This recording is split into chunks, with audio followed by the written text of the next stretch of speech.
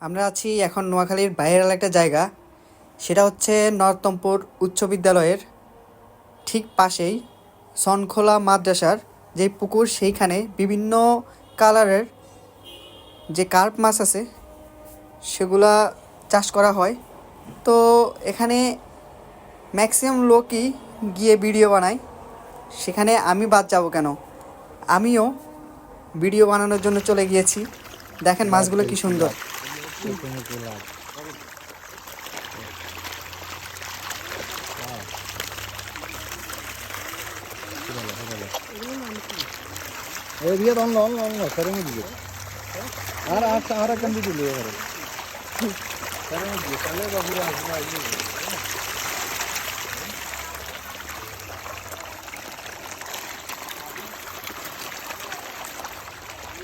একদম বড়